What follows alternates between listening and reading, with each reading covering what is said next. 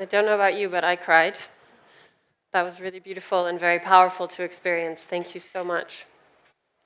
I'm going to welcome the panelists up onto the stage now, and we will each introduce ourselves. I'm going to share with you right now what the format is, and if you're standing in the back, I welcome you to come in.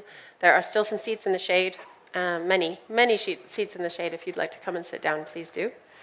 And we are now going to introduce ourselves briefly about the organizations that we work with, have, and the work that we do, and why we do it. And I would just like to say a deep gratitude to all of the Indigenous Wisdom Keepers who were on the stage just now, and who shared that with us. Thank you so much. I have, most of my activism feels informed by Indigenous wisdom that you are sharing, and I am so grateful, because I grew up in a culture where we didn't do ceremony and where we didn't have these same outlooks on life, and I have learned so much from the work that you put out, and thank you very much. So we will now begin. I will start by introducing myself briefly, and then I'll hand over to Lea, and then after that we will each speak from, after each of us introduces ourselves, we'll speak from the point of view of the element that we are here to represent today. My name is Arizona Muse. I have been a model for a very long time in the fashion industry, and I realized about 8 years ago that I didn't know enough about where clothes were coming from. I thought, oh, they come in shops. And then I realized when I did a little research and did a little learning that in fact clothes are almost always grown for us by farmers in soil.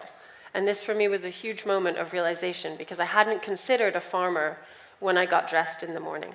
I hadn't said thank you to the farmers who grow my clothes. Like, I was accustomed to being grateful for the food that I was eating, and I was aware that that came from soil and from farmers.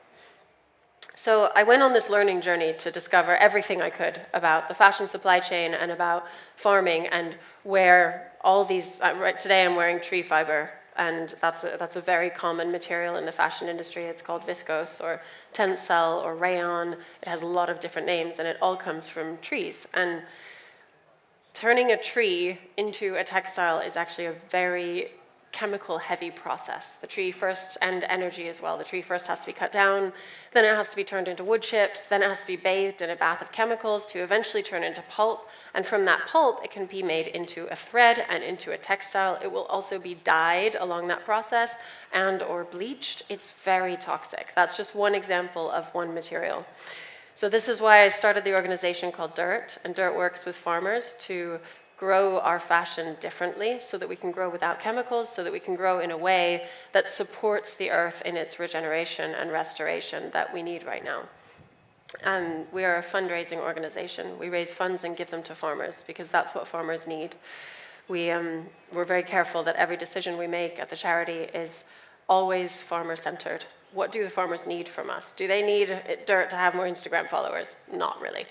Do they need us to fundraise for them and send everything we can out? Yes, they do, because farmers love their land. They want to be making the right decisions for their land, and they will if they have the financial ability to do so.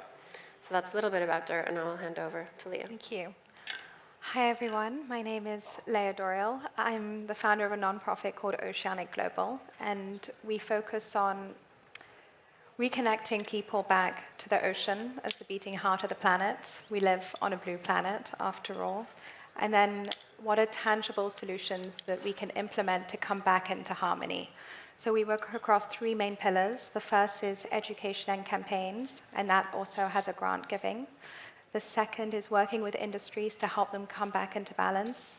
And the third is making sure that oceans is weaved in to all the narratives. So for example, we are at the largest climate change conference in the world, and oceans is still a secondary narrative. There's still a lack of understanding that oceans sustain the climate and all life on Earth. So that's a high level. Thank you. Hi everyone, my name is Charlot Magayi. I'm from Nairobi, Kenya, and I run an organization called Mukuru Clean Stoves. We manufacture improved cook stoves using recycled metal to enable families to avoid polluting the environment. So we work with local women business owners to distribute cook stoves, which is a simple thing. If you come from, the UK, the US, Australia even, the assumption is you just need to eat, responsibly. But then there's also cooking responsibly, and sometimes there are people across the world who are not necessarily able to do that. They cannot afford to do it, and they end up not just polluting the environment, but also putting themselves at risk of respiratory tract infections. So I will be speaking from the perspective of air. Thank you. Cool. Yeah. My name is Jacob Johns. I'm a community supported organizer. I use all human pronouns. I'm based in Spokane, Washington in the United States. Community supported organizer is basically me being a solo nonprofit group that I do independent organizing around social justice and environmental protection, both nationally, internationally. I'm also leading this year as my main focus the Indigenous Wisdom Keepers, which you just saw a wonderful performance of us doing a blessing. This delegation of folks have been coming together over the past year to really put their minds together and think about what kind of a life that we can make for the children of humanity. And the idea is for us to come together and not only just pray and to bless and to, vibrate in these spaces that it's so necessary to do so, but to condense our prayers and put them into tangible ways that we can utilize our ideas and our motives into contemporary climate policy that gives logic into a chaotic world.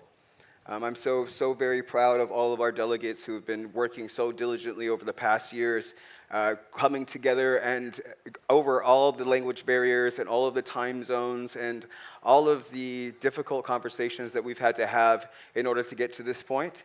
It's miracle after miracle that has allowed us to be here, and it's such a wonderful project that so many of us have given our hearts and souls to. And so this is one of the ideas that happens when I have no board that I have to go get approval from. I can just go out, start raising money, and say, this is the project that we're doing. So it's the will of the universe that ultimately wants us to succeed. It's the future of humanity that is at stake, and ultimately our prayers need to be distilled into contemporary climate policy that we can advance without the taint of a large NGO telling us what it is that we can say and what it is we can't say.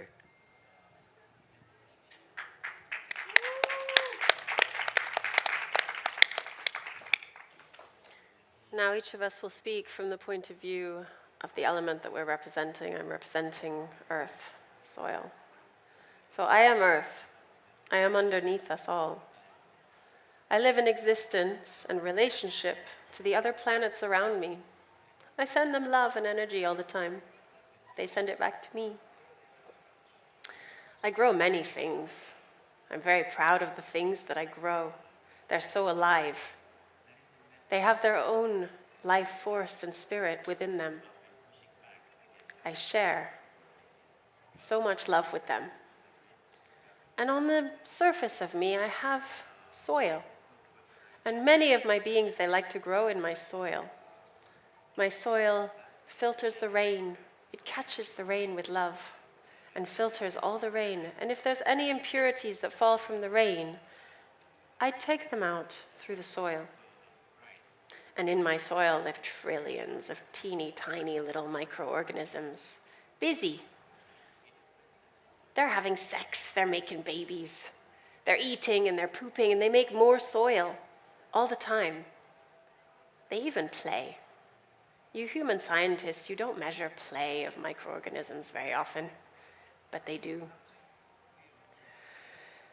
And with my soil, I have watched so much happen.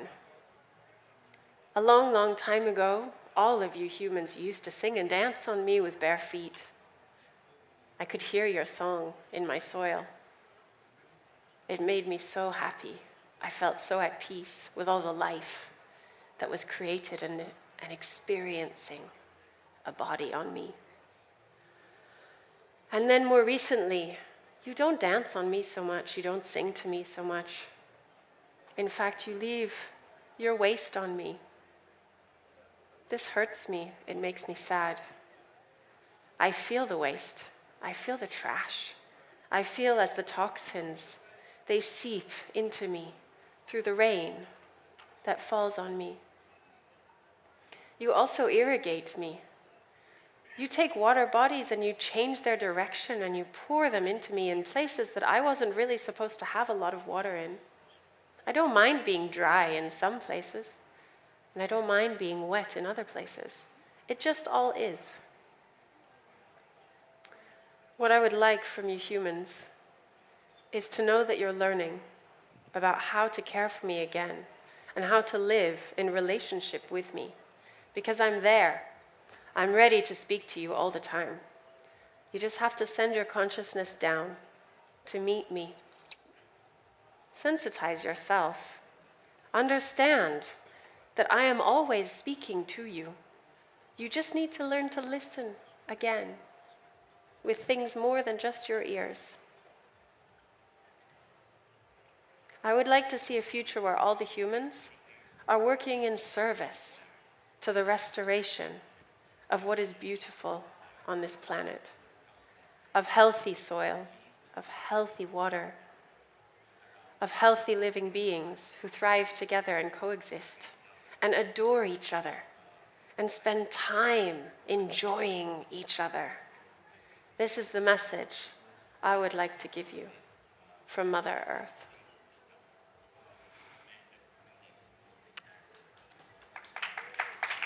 Thank you.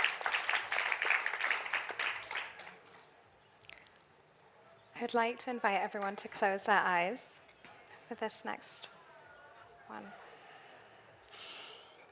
I am water. I am life. I flow through everything. I keep everything alive. We live on a blue planet. 95% of the biosphere is made of water. 70% of the surface of the earth. I am home to insane biodiversity. In my waters, everything is in movement. Everything is always changing. Everything is always flowing. From the deepest parts of our ocean, where humans can't even comprehend what lives there, these coral reefs that are 900 meters under the surface, to the birds that dives into our waters every day to fish. I am also in each of you, the human body that is made up of 70% water. Below our skins, we are all the same. The same water that flows everywhere flows in you. You have forgotten how to speak to me, to see how your waters are feeling. How are your waters feeling? Humans have forgotten how to interact with me, to speak to me, to be in dialogue with me. Humans have forgotten that water the ocean is life, that humans are a part of that life. And this disconnection is the root cause of everything that has unfolded.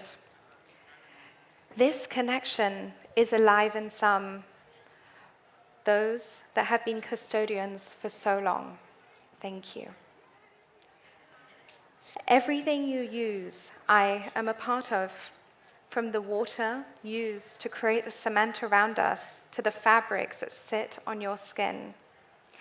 How we transport things across the world, you use my waters. I am in every process. I am what binds everything together. You use me so carelessly right now. And once you weave with me, you create with me from a place of gratitude, you'll realize that I am abundant. I am not scarce. You need to change your mindset towards me. There has always been the same amount of water on the planet than there is now, just in different forms. Don't disregard me as polluted. Work with me to revitalize me. I am not a resource. I do not belong to anyone. You cannot continue to put extractive practices and financial measures on me. We have always gone through cycles, but in the last 50 years, so much has changed. Plastic pollution, a man-made material, are choking my water systems. Plastics are traveling through my veins, the rivers, and entering my body, the ocean. 80% of plastic travels down the rivers to the ocean. It's been eaten by fish, all marine and animal life. It's forming plastic islands, and it's entering back into all of you. The human body, as all sea salt, is contaminated with plastic. To the coral reefs, which are home to 25% of all marine species and offer food to millions of people daily. Over half the reefs have died in the last few decades, and we're expected to lose over 90% by 2050 if things don't change. Due to ocean acidification, life in my waters cannot continue to flourish as it has for millions of years. And now you want to try and mine me for your metals, for your renewable energy. How can this energy transition continue to design on extraction and waste as part of its design? Me, the ocean, is being treated as our dumping ground, and my seas are being plumbished. I hold the key, and I am all in you. You just need to remember, water and the ocean. I offer the solutions. I, the water, sustains all life on Earth. Fancy words for these solutions: blue economy, nature-based solutions, blue carbon. Work with me to allow me to bring things back into the right rhythm, become stewards again, where the land meets the seas, plant mangroves, seagrass, create conditions for me to rejuvenate. Protect me and work with me. We need to protect at least 50% of our oceans by 2030. We have a lot of work to do together. As water, I am life. I am always living, and I am always alive. Work with me to be part of bringing healthy life for all, and then only then will everything flourish. Thank you.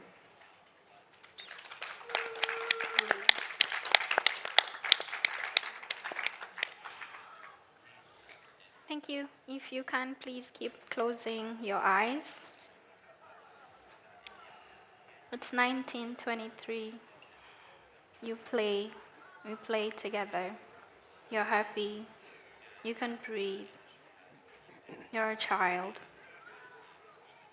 It's 1953.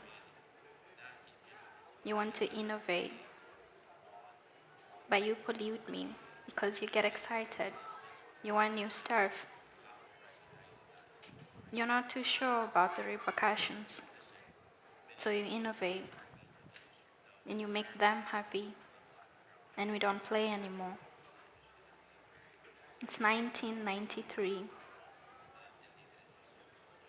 You have a baby and you want her to play just like you played with me.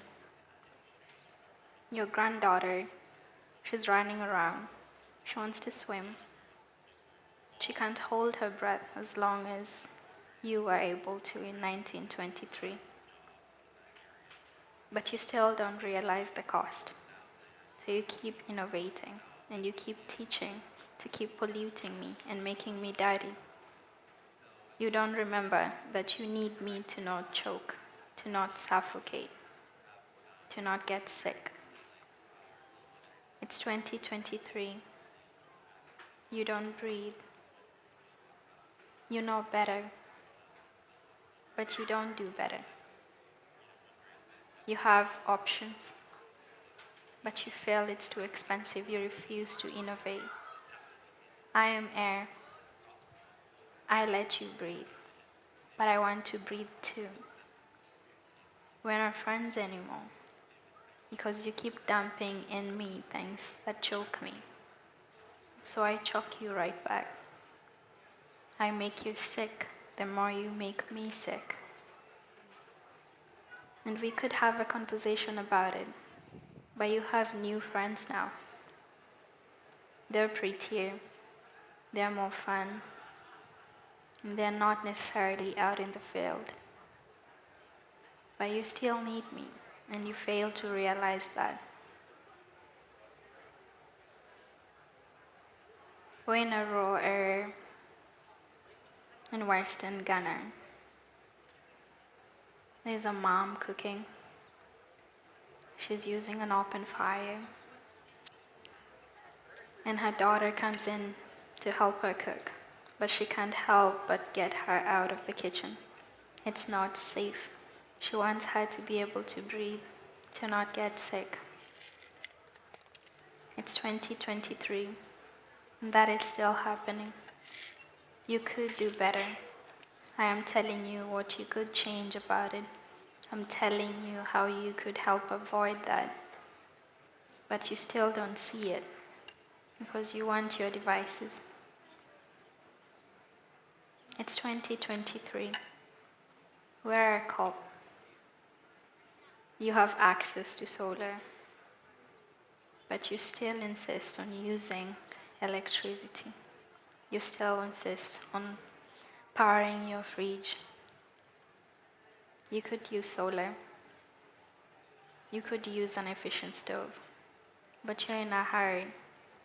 You need to get to COP. You don't want to be late. You get an Uber. There are two options. One is slightly more expensive, but the other one is substantially cleaner. You don't have time. You do have the money. You refuse to care, but you want to breathe.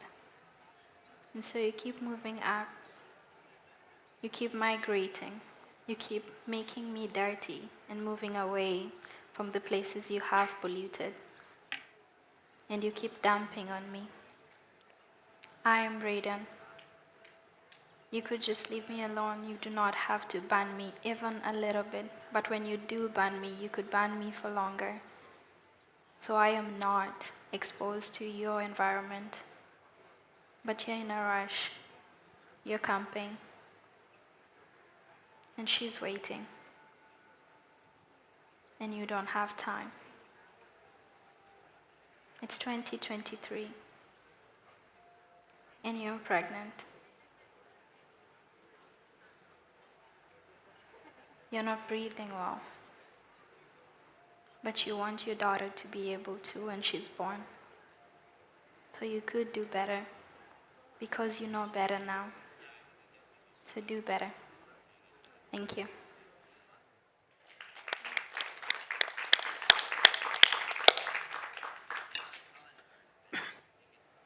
I am fire. We burn, we destroy, we decimate. We think of fire, we think of pain. We think of fire, we think of destruction. We think of fire, we think of the end. We think of the heat that burns, the heat that scars, and the heat that moves and ends life. We think of fire, we think of it as bad. We think of fire as destruction. We think of fire as something negative. Always, it's fire's fault. Fire took it, fire takes it, fire burns. Fire's hot, fire's heat, fire destroys. Fire is natural. Fire is a part of the process. We must destroy things that no longer serve us. It's fire that takes the charge. It's fire that leads us. It's fire's fault. Fire destroys. There's fire inside of us. We need this fire to fight. We need this fire to survive. We need this fire to start over. We look at fire as the heat that warms us in the cold winter night. We look at fire as something that cooks our food, that feeds our babies, that heals us when we need it to. Think of the fire as something deep, deep inside of our planet, something heat, something hot, something that burns. We can think of fire as this wonderful, wonderful energy deep inside of our planet. And this wonderful fire that destroys, that burns, that cuts us in so many scarification processes. We think of this fire, we think of the destruction, we think of pain. We think of fire when it's cold. We think of fire when we need to warm ourselves. And in these dark times, when everything seems like there is no hope, when there is no end, when everything will be destroyed by the fire of capitalism, by the fire of colonialism, that it will all end. It will all be destroyed. And sometimes it must. But this is a natural cycle. This is a natural cycle of progression. This is how nature rebuilds. It's with fire inside of us. It's the fire in our planet that keeps us going. It's the passion of life inside the center of our planetary consciousness. You must understand that this fire inside of the center of the planet is the fire inside of your heart. It beats your heart. It moves your lungs. It helps you move. This fire that destroys continues life and moves us to start over. I invite you all to think of your heartbeat as it goes in and it goes out, pushing blood through your body, and feel the fire in your veins. Feel the fire of life given to you by our own planet, our own mother here. Understand that we have the power to destroy. We have the power to hurt. We have the power to decimate. But we also have the power to warm the hearts of those who cannot feel the wonderful power that we have. The fire inside of us continues to burn, whether or not we realize it. The power of earth is fire at the core, and that we have the power to connect our hearts to that center, the center of our earth, the center of our planet. I ask you all to take a moment, close your eyes, and feel your heartbeat. Feel it as it moves in, feel it as it moves out, and feel the fire burn inside the center of your being. Deep breathe of all of these things. It's important for us to feel the fire within ourselves. Open your eyes. Feel the power that you have inside of yourself. Understand that you're connected to the earth. You're connected to each other through the energy that moves your hearts, the energy that moves your lungs, the energy that moves the entire planet. It's this fire that will save us. This path to destruction is the path to creation. But we must not look at the destruction of systems that oppress, systems that destroy, as being the end. This is a new beginning, and our shift of fire from being destructive is our shift to owning our own power inside, our own power to heal, our own fire that warms us in the cold, cold, dark, hopeless future. The future is unwritten, but the power of passion, the power of life, the power of humanity is inside of us, and we must ignite the flame inside of everyone else that we come in contact with. Feel the fire as being something good.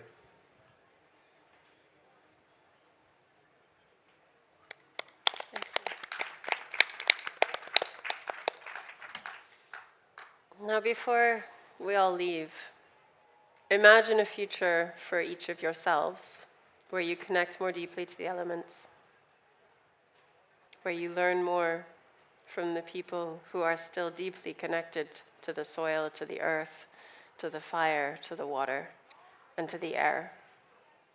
If you grew up like I did in a culture that had completely forgotten all of this, with messaging that made me feel like capitalism was very safe and comfortable, if there are things you have to unlearn around those ideologies and colonialism, use the power of the elements to help you to start unlearning these things and do it as rapidly as you can and share this as widely and far as you can.